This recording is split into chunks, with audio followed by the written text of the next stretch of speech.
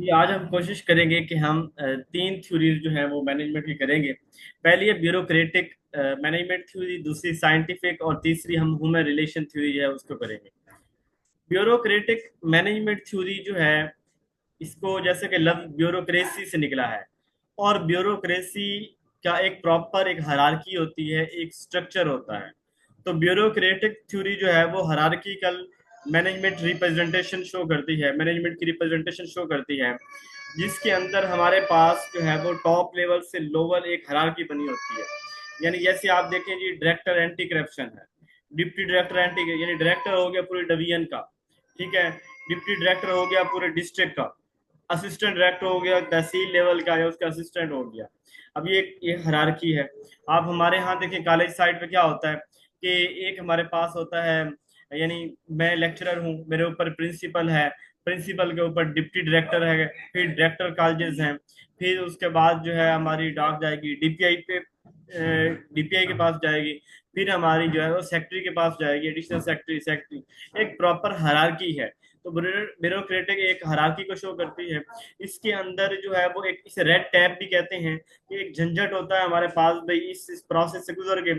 यानी मेरा जो है ना वो डिप्टी डायरेक्टर साइन नहीं करेगा जब तक कि प्रिंसिपल के साइन नहीं होंगे, डायरेक्टर साइन नहीं करेगा जब तक कि प्रिंसिपल डिप्टी डायरेक्टर के नहीं होंगे। तो रेड टैप भी होता है कि फाइल को ऊपर तक जाने के लिए बहुत से प्रोसेस से गुजरना होता है। इसको इम्पर्सनल थ्योरी भी बोलते हैं, कि इसके अंदर कहा जाता है कि कोई रेफरेंस नहीं होता। वैसे तो हमें फाइल को आगे चलाने के लिए 7 पहिए लगाने पड़ते हैं पैसों की सूरत में, लेकिन ये कहा जाता है कि ये जो थ्योरी है, ये जो है, इसको फाइल को ऊपर जाने के लिए एक पूरे एक निजाम से गुजरना होता है। तो इस वजह से करके इस इम्पर्सनल होते हैं कि किसी को कोई फेवर इसके अंदर जो है वो नहीं मिलती। चलिए अब जो कुछ लिखा है वो देखते हैं हम लोग। ये ब्यूरोक्रेसी थ्योरी जो है, ब्यूरोक्रेटिक थ्योरी को ब्यूरोक्रेसी थ्योरी भी कहते हैं। 1905 के अंदर मैक्स वेबर ने इसको पेश किया। मैक्स वेबर जर्मनी का रहने वाला था, सोशियोलॉजिस्ट भी था और इकोनॉमिस्ट भी था। इसने कहा कि ये जो ब्यूरोक्रेसी थ्योरी है, ये हाईली स्ट्रक्चर्ड होती है, बड़ी ये प्रॉपर एक तरतीब के साथ होती है, फॉर्मलाइज्ड होती है। यानी फॉर्मलाइज्ड से मुराद ये कि बड़ी फॉर्मल सी एक स्ट्रक्चर हायरार्की होती है। और इम्पर्सनल ऑर्गेनाइजेशन, किसी की कोई नहीं चलती, कोई फेवर कुछ नहीं है, बस एक तरीके कार है, और कोई बायसनेस इसके अंदर नहीं होती। यहाँ पे जो मैनेजर की हायरार्की, जो अथॉरिटी है उसके ऊपर बिलीव होता है, नहीं वो मैनेजर। और इसके अलावा इसे रेड टैप भी कहते हैं, मैंने बताया, जैसे फाइलों का झंझट वगैरह होता है इसके अंदर। मैक्स वेबर कहता है bureaucracy is the most efficient form of organisation. किसी भी ऑर्गेनाइजेशन की एफिशिएंट फॉर्म जो है वो ब्यूरोक्रेसी है, कि फाइल प्रॉपर एक तरीका एक प्रोसीजर से हो के ऊपर जाएगी, हर काम एक प्रोसीजर को फॉलो करते हुए फिर होगा, ठीक है। ब्यूरोक्रेटिक मैनेजमेंट थ्योरी जो है वो इसके अंदर क्लियरली, जो हमारी हायरार्की है वो क्लियरली डिफाइंड होती है। डिवीजन ऑफ लेबर, इसके अंदर जो है वो लेबर प्रॉपर डिवीजन होती है उसकी, यानी कि फला बंदा ये काम करेगा, फला ये काम करेगा। रूल्स एंड रेगुलेशन होते हैं प्रॉपर। और इम्पर्सनैलिटी एंड डिसीजन मेकिंग, यानी फैसला साजी के अंदर इम्पर्सनैलिटी होती है। इम्पर्सनैलिटी से क्या मुराद है कि उसके अंदर कोई बायसनेस नहीं होती। इसके अंदर जो है ब्यूरोक्रेटिक, इसकी 6 कैरेक्टरिस्टिक्स हैं, 6 खूबियां जो है वो ब्यूरोक्रेटिक के अंदर होती हैं। पहली, टास्क स्पेशलाइजेशन, हर शख्स अपने टास्क का स्पेशलाइज होगा, यानी कि जिसके जिम्मे जो काम लगाया गया उस काम का माहिर होगा। हरारकिकल अथॉरिटी, अथॉरिटी हरारकिकल होगी, पहले एक अफसर, उसके ऊपर अफसर, फिर उसके ऊपर अफसर। फॉर्मल सिलेक्शन, जो बंदे जो काम के लिए सिलेक्ट किए जाते हैं प्रॉपर एक तरीकेकार से, एक टेस्ट के जरिए, एक इंटरव्यू के जरिए, एक उनकी जो है वो जो एबिलिटी स्किल की बुनियाद पर सिलेक्ट किया जाता है। रूल्स रेगुलेशन होते हैं इसके अंदर, इम्पर्सनल, कोई बायसनेस नहीं होती। और करियर ओरिएंटेशन, करियर यानी कि जिस काम के लिए है उस काम का बंदा ही होता है, कोई जनरल बंदा किसी काम के लिए नहीं बिठाया जाता। अच्छा, इसके नुकसानात क्या है? तो रिजिडिटी बहुत ज्यादा है, यानी इतने ज्यादा रूल्स होते हैं कि हम रूल्स को बाईपास नहीं कर सकते। यानी कोई संपैथी इम्पैथी शामिल नहीं होता। हम रूल्स को कहेंगे यार, चले यार इस बंदे को फेवर दे दें, लेकिन जी हमें कानूनी तकाजे पूरे करने पड़ेंगे, अदरवाइज जो अफसर्स हैं वो अपने पल्ले तो बात लेंगे नहीं, अपने गले में ना पड़ जाए। तो एक रिजिडिटी होती है रूल्स के अंदर। फिर जब एक फाइल को मुख्तलिफ प्रोसेस से ऊपर आना होता है तो बड़ी स्लो होती है। ये देखिए, इसीलिए तो गवर्नमेंट की जो गवर्नमेंट के अंदर जो काम होते हैं बड़े स्लो होते हैं। यानी मिसाल के तौर पे मैंने ना अपना कॉलेज में एक रूम के अंदर जो है ना व्हाइट बोर्ड लगाना था। अब व्हाइट बोर्ड लगाने के लिए मैंने अपनी जेब से 9500 जो है वो दे दिया, व्हाइट बोर्ड लगा लिया। मैं उधर से बिल लेके आया, पहले बिल प्रूव ना हुआ कि ठीक नहीं है, फिर बिल की स्टैंप लगवा के आओ उस शख्स का जिस फर्म से बनवाया, एनटीएन नंबर उसका होना चाहिए। अच्छा जी, वहां से बिल आ गया, बिल के बाद भी फिर उसके अपने जो परचेजिंग कमेटी कॉलेज की है उनसे करवाया, एप्लीकेशन लिखी पहले अपने नाम पे फिर परचेजिंग कमेटी के नाम से। यानी वो सारे कागजात डॉक्यूमेंटेशन पूरी करके कि ये इतनी हमने इसका एस्टिमेट लगवाया था, ये हमारा व्हाइट बोर्ड था, और ये परचेजिंग कमेटी कॉलेज की उन्होंने अप्रूव किया है, फिर प्रिंसिपल से साइन करवाए। फिर उसके बाद 4-5 और फार्म थे जिनको फिल किया, वो अकाउंट ऑफिस से चुके पैसे आने थे तो वो किए। यानी इतने प्रोसेस के बाद एक मुझे 1-2 महीने के बाद जो है वो पैसे मिले। अब आप खुद देखेंगे ये जो अगर यही काम एक व्हाइट बोर्ड लगवाना हो आपने इधर अपने प्राइवेट इदारे के अंदर, तो प्रिंसिपल पैसे देगा, घंटे में व्हाइट बोर्ड लग जाएगा और पेमेंट क्लियर हो जाएगी। तो गवर्नमेंट के प्रोसेस थोड़े स्लो स्लो होते हैं, पैसे मिल जाते हैं लेकिन थोड़े मिलते जो हैं वो स्लो मिलते हैं। तो इसके अंदर यानी कि डिसीजन मेकिंग बड़ी स्लो हो जाती है, लैक ऑफ इनोवेशन। अब जब ये काम ना रेपुटेशन के साथ हो रहा होता है तो उसके अंदर इनोवेशन नहीं होती, नए तरीका पुराने तरीके को फॉलो किया जाता है।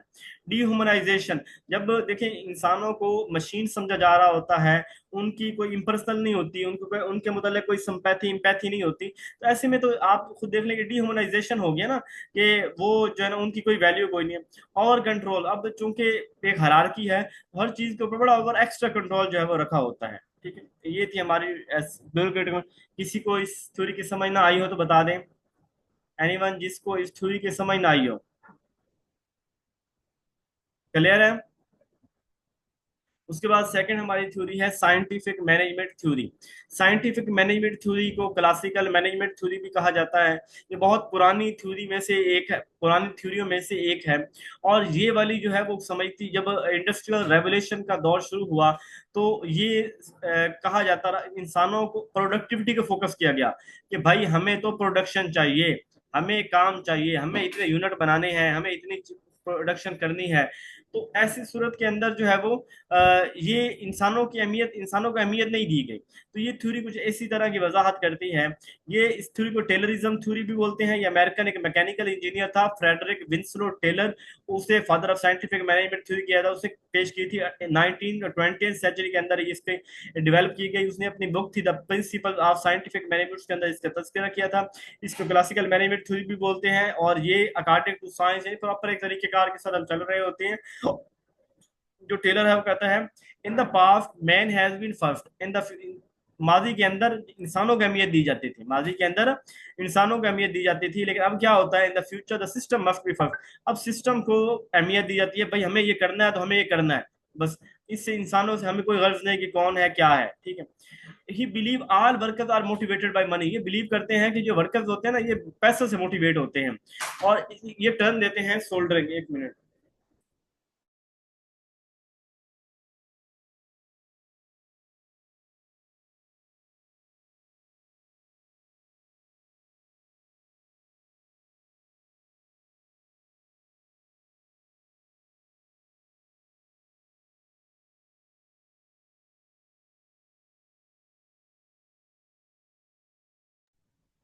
अच्छा, तो इसमें एक टर्म बोल देते हैं सोल्डरिंग।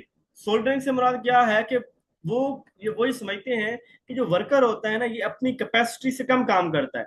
मिसाल के तौर पर मेरे 8 घंटे काम करने का स्टेमिना है, मैं कोई चीज प्रोड्यूस कर रहा हूं तो मेरे 10 आइटम प्रोड्यूस करने का एक दिन के अंदर मेरा टारगेट और मेरी कैपेबिलिटी है। लेकिन मैं रोजाना 8 की बजाय 6 घंटे काम करता हूँ, मैं रोजाना 10 की बजाय 7 प्रोडक्शन करता हूँ। तो ये कहते हैं कि इंसान जो है ना ये जो है ना वो अपनी कैपेसिटी से कम काम करता है, स्लो होता है। इससे काम लेने के लिए हमें ये ऐसे मशीन ट्रीट करना पड़ता है। इसके अलावा identify the reason of reduce production, और ये साथ के अंदर जो है वो आइडेंटिफाई करते हैं क्या रीजन है प्रोडक्शन क्यों जो है वो स्लो होती है।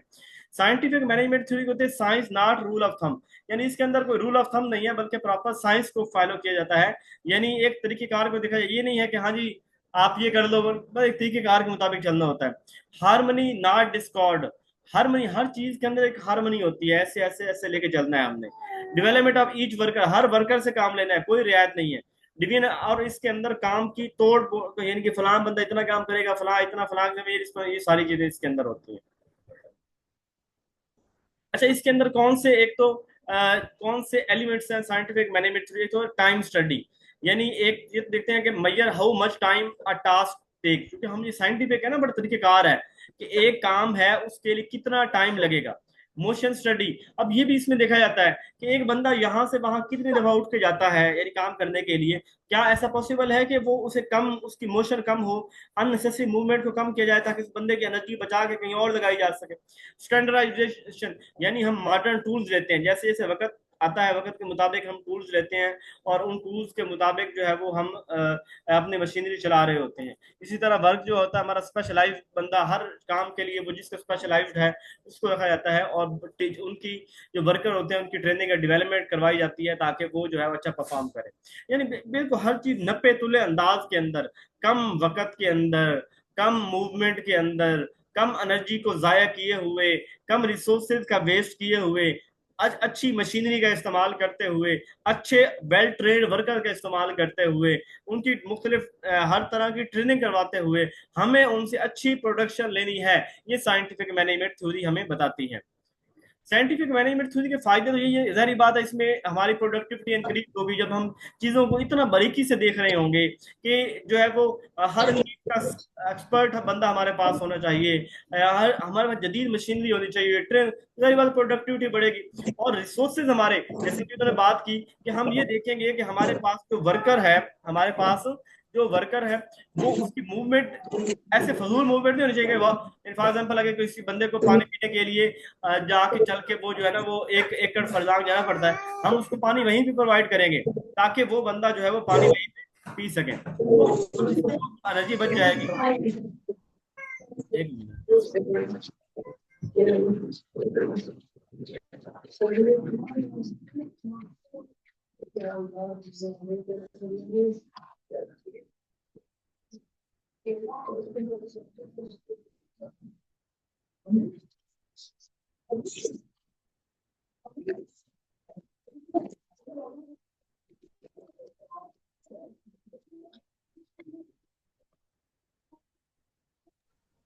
अच्छा, इसके अलावा ये माइक, अपना माइक ऑफ कर ले प्लीज।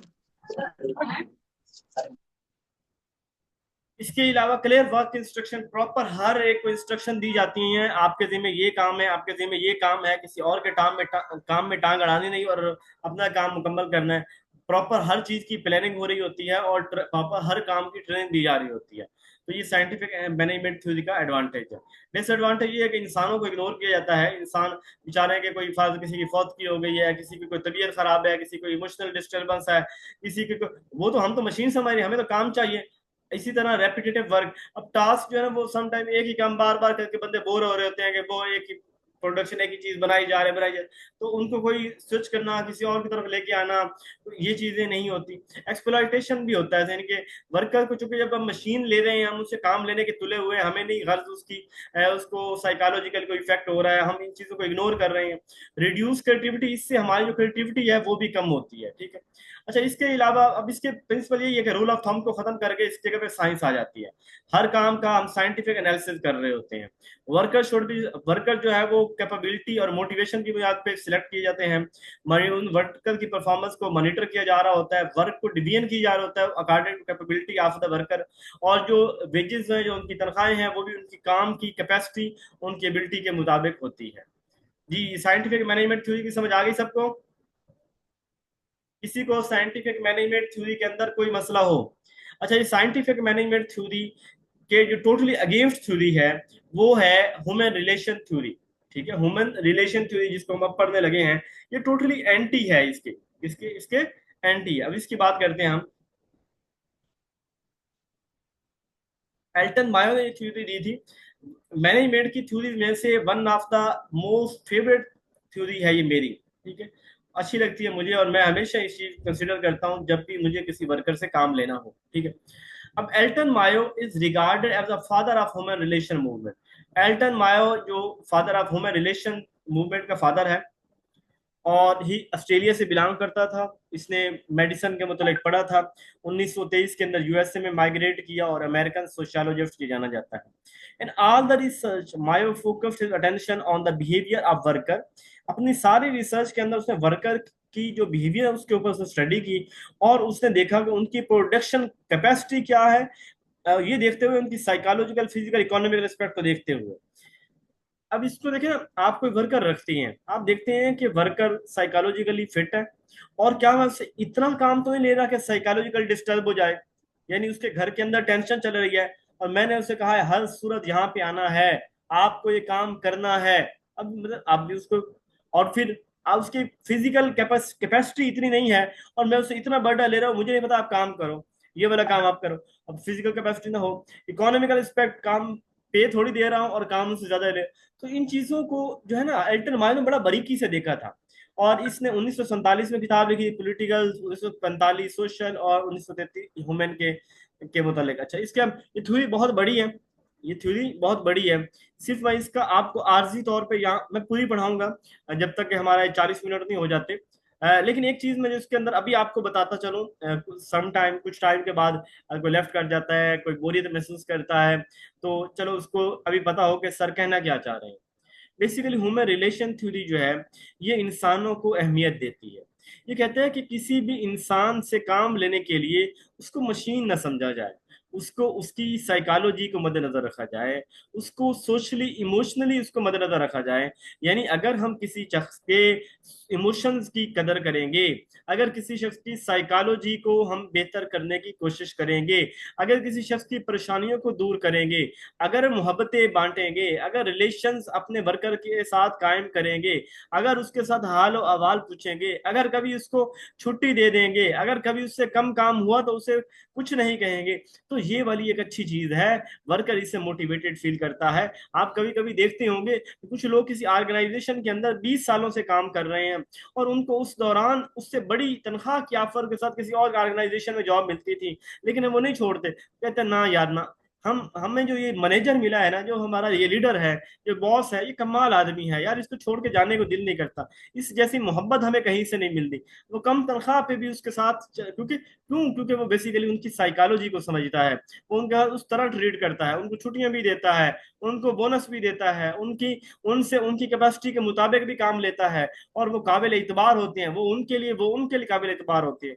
तो ऐसे ऐसी जगह जो है जहां पे मैनेजर अपने बंदों की बात सुनता है, रिलेशन कायम करता है, तसल्ली देता है, तो वो वर्कर वहां पे ज्यादा खुश होता है, बनिस्बत वहां पे जहां आप जुल्म करके तनख्वाह को यूं समझ रहे हैं कि बस तनख्वाह दे दी हमने, बंदे को खरीद लिया है, तो वहां वर्कर मजबूरी से काम करेगा, दिल से काम नहीं करेगा। जहां ऑर्गेनाइजेशन का नुकसान होता है महसूस करेगा, तो वो कहेगा बाहर में जाए ऑर्गेनाइजेशन में अपना फायदा सोचता हूँ। ठीक है, अब इसको पढ़ते हैं।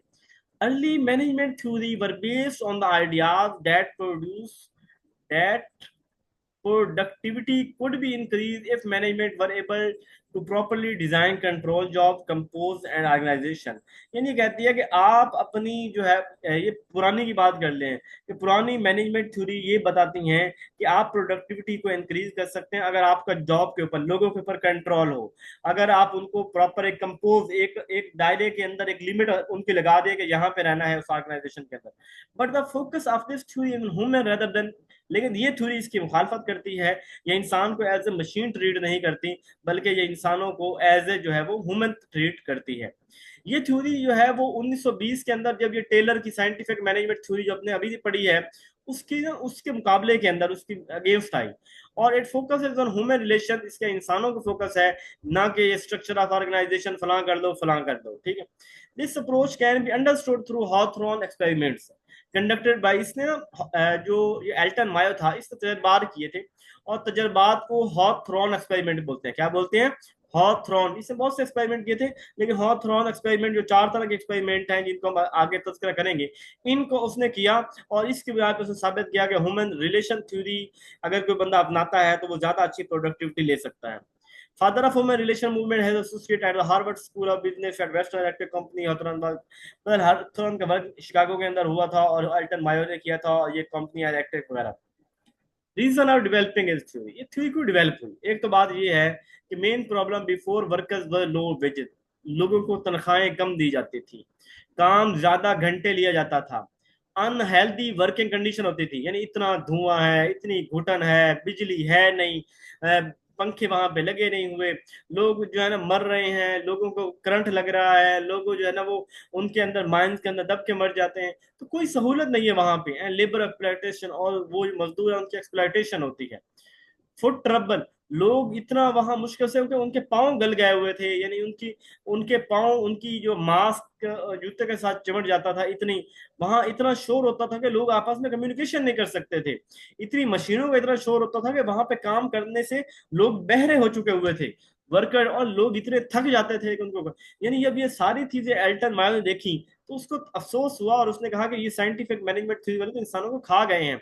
मैनेजर इग्नोर कर रहे थे साइकोलॉजिकल नीड है लेबर की, सोशल रिस्पेक्ट है उनका, सोसाइटी के अंदर कैसा कैसा वर्क होना चाहिए। All these factor made worker apathetic towards their work, और ये सारी चीजें ना वर्कर को भी जो है ना वो भी एंटी पैथेटिक समझ लेना, मतलब वो भी, उसकी हमदर्दी भी ऑर्गेनाइजेशन से नहीं रही, बस वो डंग पूरे कर रहा होता है वहां पे। ये Elton Mayo Hawthorne effect, all Mayo experiment in this book management and workers, उसने अपनी बुक के अंदर ये लिखे थे। Human relation also effect organisation, so emphasises police on how individual work and interact with group and how it effect. जब आप किसी इंडिविजुअल को अहमियत देंगे, यानी मेरे पास काम करने वाला वर्कर जिसको मैं इज्जत देता हूँ, अहमियत देता हूँ, साथ बिठा के रोटी खिलाता हूँ, पानी पिलाता हूँ, कभी छुट्टी देता हूँ, कभी एक्स्ट्रा बोनस देता हूँ, उसके साथ कभी उसके घर की बातें उससे डिस्कस करता हूँ, ऐसी सूरत के अंदर उसकी संपैथी हमदर्दी मेरे साथ ज्यादा होगी, वो मेरे साथ ज्यादा बेहतर तरीके से चलेगा। तो यही चीज ये ह्यूमन रिलेशन वाले सिखाते हैं। तो ये कहता है ह्यूमन रिलेशन उनको मोटिवेट करे, यानी स्टूडेंट मेरे पास काउंसलिंग करवाने के लिए आते हैं, एकेडमिक हो चाहे करियर काउंसलिंग हो, स्टूडेंट मेरे पास अपने मसले लेके आते हैं, उन्हें पता है कि सर जो है वो कोई कम्युनिकेशन गैप नहीं है मेरा उनके दरमियान। तो अब उसके दौरान मैं उनको इतना मोटिवेट कर देता हूँ, इतना चार्ज कर देता हूँ कि वो खुशी होके और एक नया इमोशंस लेके, एक मायूसियों को खत्म करके वो उठते हैं कि अब हमें कुछ करना है। अच्छा, वो कहते हैं कि ये जो है ना जो साइंटिफिक मैनेजमेंट, उसमें तो जो बंदा एक्स्ट्रा काम करता है उसको बोनस मिलता है, कहता है इंसेंटिव जो है ना ये एक खास हद तक तो मोटिवेट करता है, एक खास हद के बाद मोटिवेट नहीं करता, लोग उसको अपना हक समझने लग जाते हैं। यानी 5 यूनिट बनाए थे, 10 बना लिए हैं, 5 यूनिट का बोनस मिलेगा, अगली दफा फिर करेगा, फिर वो उसको हक समझेगा, या वो इसको अहमियत नहीं देगा, ये बोनस उसको इतनी खुशी नहीं देगा। Effectiveness of organisation depends on the quality of relationship, आपका उस ऑर्गेनाइजेशन के अंदर रिलेशनशिप क्या है लोगों के साथ, अपनी ऑर्गेनाइजेशन, अपनी मैनेजमेंट के साथ, ये चीज जो है ना ये चीज जो है वो एक अच्छा वर्कर बनाती है ऑर्गेनाइजेशन के अंदर। It emphasizes on the satisfaction of psychological need of workers such as recognition, self actualization, moral, ठीक है। बात भी समझ आ रही है कि वो साइकोलॉजिकल नीड अपन उसकी पूरी करें, उसको देखेंगे, उसको उसकी अपनी रात को रिकॉग्नाइज करना, सेल्फ एक्चुअलाइजेशन, मोरल, सबको कम्युनिकेशन और मैनेजमेंट और उसके एम्प्लॉइज के दरमियान ये बड़ी जरूरी है और बड़ी अच्छी होनी चाहिए। Large production and higher motivation can be achieved only through good. अगर आप अच्छी प्रोडक्शन चाहते हैं और चाहते हैं कि आपके वर्कर बड़े मोटिवेटेड भी रहे काम करने को, तो आपका उनके साथ रिलेशनशिप जो है वो स्ट्रांग होना चाहिए। Its studies to understand factor in the organisation like conflict, तो जब आपके पास कोई कंफ्लिक्ट आए, उस कंफ्लिक्ट को बेहतर करना, वहां पे लोगों को मोटिवेट करना, उनके साथ रिलेशन बिल्ड करना, उनको नई नई टेक्निक बताना, उनके साथ जो है वो अपना एक ताल्लुक कायम करना, इस तरह से आप वहां पे आप एक अच्छा परफॉर्म कर सकते हैं। और वहां पे मतलब वो वर्कर जो है वो एक अच्छा परफॉर्म करेगा वहां पे। अब हॉथरॉन जो है एक्सपेरिमेंट से 3 एक्सपेरिमेंट किए थे, और हॉथरॉन के एक्सपेरिमेंट को आज हम यहाँ पे डिस्कस करेंगे। हॉथरॉन का पहला एक्सपेरिमेंट जो है, अब यहाँ पे थोड़ा गौर से देखिएगा, यहां तक बेसिक कंसेप्ट तो समझ आ गया है ना। अब हम उसके तजर्बात की बात करने लगे हैं।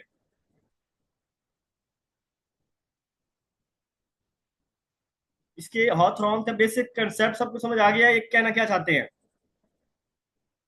अच्छा जी, तो इसके अंदर ना पहला है इल्यूमिनेशन एक्सपेरिमेंट। इसने ये किया कि इसने ना ऑर्गेनाइज 2 ग्रुप बन चुके, आपको एक्सपेरिमेंटल रिसर्च हम बाद में पढ़ेंगे। तो एक्सपेरिमेंटल के अंदर कितने ग्रुप बनाते हैं, 2, एक होता है कंट्रोल ग्रुप और एक होता है एक्सपेरिमेंटल ग्रुप। इसी फैक्ट्री के अंदर 6 वर्कर इधर काम कर रहे हैं, 6 वर्कर इधर काम कर रहे हैं। तो उसने उन 6 वर्कर को क्या कर दिया कि एक वर्कर आम रूटीन में जैसे वो पहले काम कर रहे थे वो उसी तरह काम कर रहे हैं। जो दूसरे 6 वर्कर इधर वाले हैं, उसको ना उसने नई लाइटें लगा के दे दी। क्या किया, नई लाइटें लगा के दे दी। अब उसने देखा कि जहां लाइटें कम है वहां और जहां लाइटें ज्यादा है, क्या उनकी प्रोडक्शन के अंदर कोई फर्क आया है, तो कोई फर्क ना आया। यानी वो जितना काम बगैर लाइटों वाले कर रहे हैं, कम लाइटों वाले कर रहे हैं, और जितने को हमने बड़ी बड़ी लाइटें लगा के दी हैं वो भी कोई काम, तो उसने कहा कि लाइटों का कोई इफेक्ट नहीं होता, यानी बहुत उन दोनों की प्रोडक्टिविटी वैसे ही चल रही जैसे है। तो कहा कि जो मार्जिनली फर्क तो पड़ सकता है कि जिसके पास लाइटें ज्यादा है, कोई एक दो प्रोडक्ट यूनिट ज्यादा बढ़ा ले, लेकिन वो कहता है कि लाइटों का इफेक्ट कोई नहीं है, लाइटों से प्रोडक्टिविटी नहीं बढ़ती। पहले एक्सपेरिमेंट की समझ आ गई आपको? इल्यूमिनेशन एक्सपेरिमेंट में क्या करते हैं, तजर्बा करते हैं लाइटों का, ठीक है। दूसरा देखें, relay assembly test room experiment 1924 से 1928 तक किया। अब रिले असेंबली क्या है इसके अंदर ना, अब वो करता है, वो अपनी असल चीज की तरफ आता है कि वो कहता है कि इसमें नई चीजें शामिल करता है। एक तो उनके जो काम करने के औकात है ना, पहले 10 घंटे काम करते थे, अब उसने 8 घंटे कर दिया। फिर उसने वहां पे जहां पे वो बच्चे काम कर रहे हैं, तो वहां उसकी वर्किंग कंडीशन बेहतर कर दी, मतलब वहां पंखे लगवा दिए, वहां लाइटें लगवा दी, वहां पे जो है ना वो जो जो चीजें एक जो शोर थोड़ा कम कर दिया, जो चीजें वो की। पे प्रॉपर रेस्ट पीरियड, उनका हर 2 घंटे के बाद उनका एक रेस्ट पीरियड शामिल किया गया। रेस्ट पीरियड के अंदर उनको चाय वगैरह के लिए जो है दी जाती। फ्रेंडली सुपरविजन, जो उनका बॉस था वो कोई सख्ती नहीं करता था, बल्कि मोहब्बत से पेश आता था, उनकी रहनुमाई करता था। सुपरविजन, उनको रिफ्रेशमेंट चाय वगैरह मिलती थी, और वापस में जब चाय के टाइम में आपस में सोशल इंटरेक्शन करते थे, मैनेजर भी उनके साथ बात करता। तो अब उसने देखा कि क्या इससे बेहतर होता है, तो क्या बताएं, क्या बेहतर होगा कि नहीं होगा। यानी जब आपके घंटे 10 घंटे की बजाय 6 घंटे काम लिया जा रहा हो, चाय भी दी जा रही हो, गपशप भी आपके साथ लगाई जा रही हो, आप सोशल इंटरेक्शन भी कर सकें, आपकी मैनेजमेंट भी अच्छी हो, तो ऐसे सुर में तो जबरदस्त आप काम ज्यादा करेंगे। तो कहता है productive and moral were maintain even if the improvement in the working condition were withdrawn. अच्छा, अब बाद में उसने जो है ना ये किया तो बेहतर हुई, बाद में उसने ये चीजें थोड़ी कम भी की, तो फिर भी उनकी जो इम्प्रूवमेंट है, जो काम है, वो चलता रहा। कंक्लूजन क्या है, socio psychological factors such as feeling of being important, अगले को बावर करवाना कि आप मेरे लिए बहुत इंपॉर्टेंट हो, you are the beautiful man, girl, women of the world.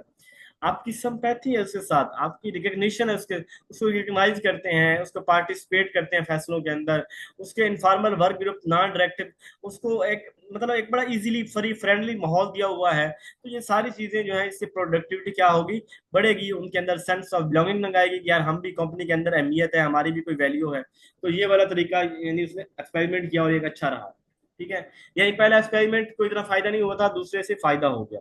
तीसरे में आते हैं जी। तीसरा कहते हैं मास इंटरव्यूइंग प्रोग्राम और ह्यूमन एटीट्यूड एंड सेंटीमेंट। अब इसको देखें, इसके अंदर उसने 21,000 लोगों से इंटरव्यू लिए और उनसे पूछा है कि बताएं आपकी ऑर्गेनाइजेशन कैसी है। मैंने करख्त किस्म के सवाल पूछे। अच्छा, आपसे कितने घंटे काम, अच्छा इतने घंटे काम लेते हैं, फिर आपको सैलरी कितनी देते हैं, इतनी सैलरी देते हैं, छुट्टियां कितनी करने देते हैं, आपको चाय वगैरह देते हैं, ये बॉस कैसा है आपका। अब इस 21,000 से उसने जो है वो उनको उनसे सवाल पूछे, और सवाल ऐसे थे सेंटीमेंट्स वाले थे, जिनके अंदर हम जो है वो उनका एक अंदर से डीप लेवल की एक जो वर्कर है उसका, जैसे कहते हैं ना, मैंने अपने बीएड के बच्चों से ना उनको पेपर दिया और मैंने कहा कि मुझे फीडबैक दो, आपने अपना नेम रोल नंबर नहीं लिखना, लेकिन आपने जो 1.5 साल मेरे पास पढ़ा है, बीएड किया है, तो आपने जो जो खामियां मेरे डिपार्टमेंट के अंदर देखी आपने वो बतानी है, जो अच्छी चीजें वो बतानी है। तो अब मैंने उन्हें कहा कि आज आप अपना कैथारसिस कर सकते हैं, जो आपके गिले शिकवे आप खुल के बयान करें, ताकि आपके जूनियर्स जो है उनको मसाइल फेस ना हो। अब ये चीज जब वो स्टूडेंट से मैं ये चीज ले रहा हूँ, तो वो स्टूडेंट मुझसे नफरत करते हैं। मैं 110 स्टूडेंट मेरी क्लास का होता है बीएड का, तो 110 का 110 मुझसे मोहब्बत कभी नहीं कर सकता, 110 के लिए मैं अच्छा कभी नहीं बन सकता। तो वो जो मुझे अच्छा नहीं समझते, जिनके लिए मेरे रूल्स ठीक नहीं है, अब वो भी जब वो लिखेंगे, फीडबैक देंगे जो अपनी, तो उनका वो गुस्सा कम होगा, यानी अब वो मेरे तक किसी तरह अपनी बात को पहुंचा रहे हैं उनका। हम आवाम क्यों फ्रस्ट्रेशन कर होते हैं, मतलब मीडिया, सोशल मीडिया पे आके आसे मुन्नी तेरी ऐसी की तैसी फलां की फलां की, हम ये बातें क्यों कर रहे हैं? अपना जो हमारे अंदर एक स्ट्रेस है उसको हम जो है वो कम कर रहे हैं, हम इसको बोल के एक अपना कैथारसिस कर रहे हैं, नहीं तो हमें अंदर ऐसा फटने वाले हुए होते हैं लोग, अगर उनको जो है ना वो बोलने का मौका ना मिले। तो अब अगर लोग जो है वो जो है उनको उनकी बात सुन, इस तरह उनसे सवाल किए गए, उनसे पूछा गया, तो उस तरह जो है वो उनका जो वो बेहतर होंगे, ठीक है। इसको कहते हैं वेंटिलेशन थेरेपी भी बोलते हैं, कि आप अपना घबराहट निकाल लें, अपने दिल की सारी बातें सारे कर लें, सारा गुबार निकाल लें। This programme change the attitude of worker after few days. इस तरह बात करने से उनका जो है वो जो एटीट्यूड थोड़ा बदला, यानी उन्हें बात करने का मौका मिला है। After found no correlation found between fact and the nature, even के उनकी कंप्लेन और उसका फैक्ट्स का कोई ताल्लुक नहीं था। Change of attitude of supervisor also factor. तो जो सुपरवाइजर है उसके उसके जो, अब देखें, जो बातें करना है ना, उससे अगले बंदे के कुछ ना कुछ तब्दीली आएगी।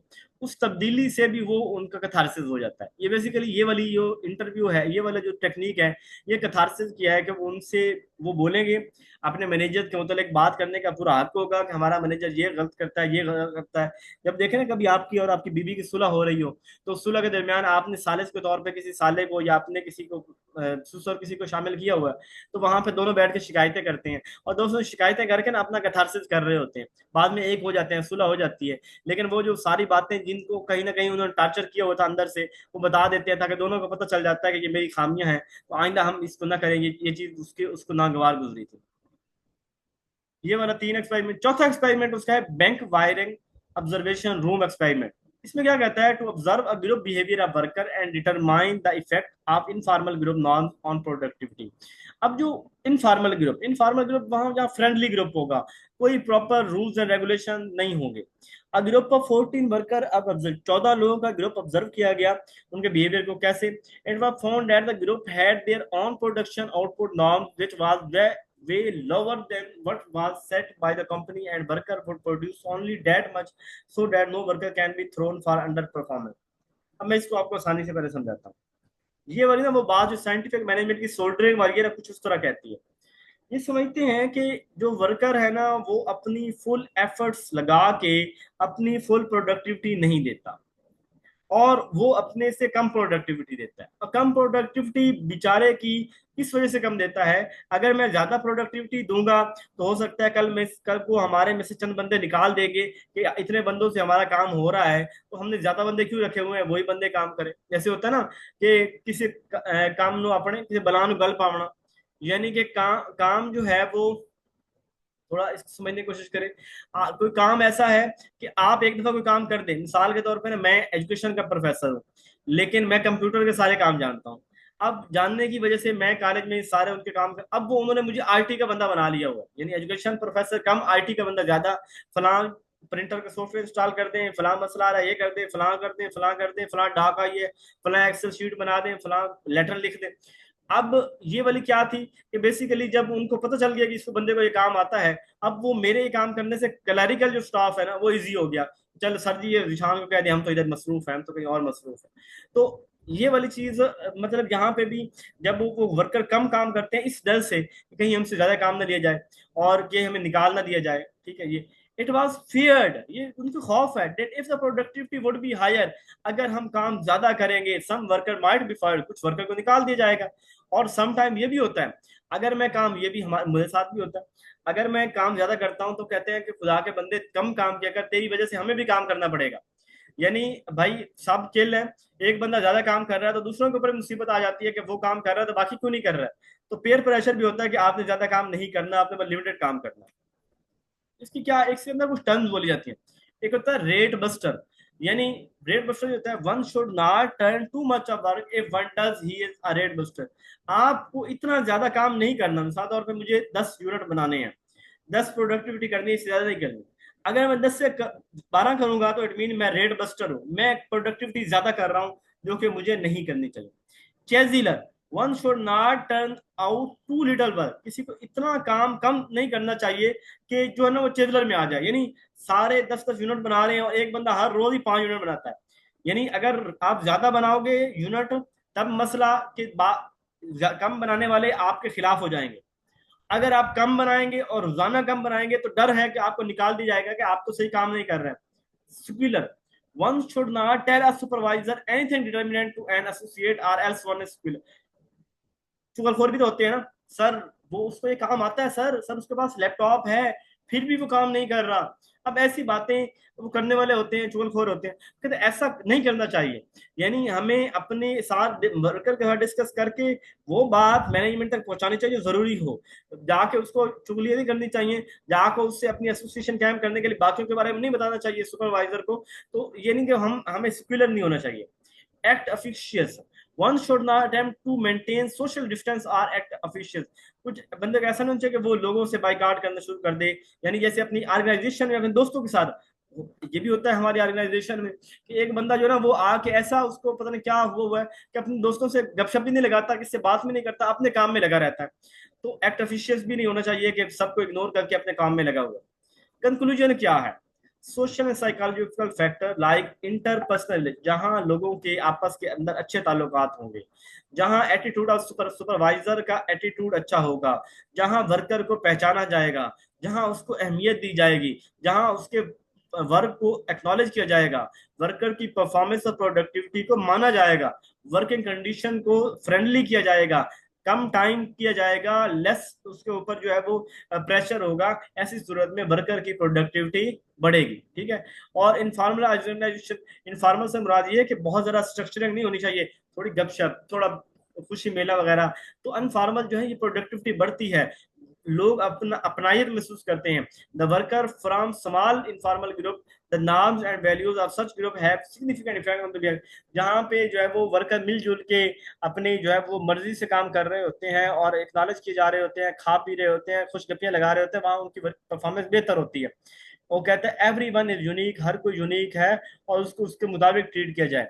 एडवोकेट पार्टिसिपेटिव मैनेजमेंट थ्योरी को एडवोकेट करती है और advocate the concept of social में, इंसान एक सोशल बीइंग है, इसको भी ये थ्योरी जो है वो एडवोकेट करती है। ये कहता है पैसा मोटिवेट नहीं करता, वर्कर पैसे से नहीं बल्कि वो सिचुएशन जो हम वहां देते हैं, जो सिंपैथी देते हैं, जो पार्टिसिपेशन देते हैं, जो पहचान देते हैं, उससे वर्कर जो है वो मोटिवेट होता है। Hawthorne experiment की कंक्लूजन यही है कि the manager must understand the interpersonal and group relation on the in the job. तो उसके अंदर लोगों के साथ ताल्लुक कायम करना चाहिए। Factory is not a techno unit but also social unit. कोई भी फैक्ट्री जो है ना सिर्फ को मशीन का यूनिट नहीं होता बल्कि सोशल यूनिट होता है, जहां इंसान भी काम कर रहे होते हैं। The worker in the group develop a common psychological bond, their behaviour influenced by these groups.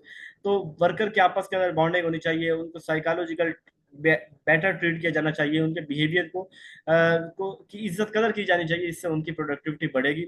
और इस तरह ह्यूमन सोशल मोटिवेशन भी उनकी प्रोडक्टिविटी बढ़ाती है। तो स्टाइल है सुपरविजन अगर फ्रेंडली है तो इस तरह की प्रोडक्टिविटी जो है वो बढ़ती है। तो इसकी क्रिटिसिज्म ये है, एक तो ये ना अंडर एस्टिमेट करता है इंसेंटिव को, कि इंसेंटिव की भी एक बड़ी वैल्यू है। और ये एक्सपेरिमेंट इतने नैरो है कि हम इसको पूरी दुनिया के अंदर हर कहीं नहीं अप्लाई।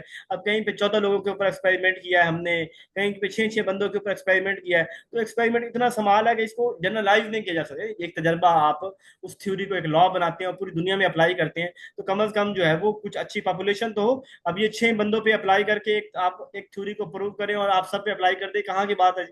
इसके अलावा इसकी वैलिडिटी लेक है, कौन था जो इन सारे को देखने वाला, कौन सी वर्ल्ड ऑर्गेनाइजेशन थी जो इसके तजर्बात को देख रही थी, तो वैलिडिटी कम है।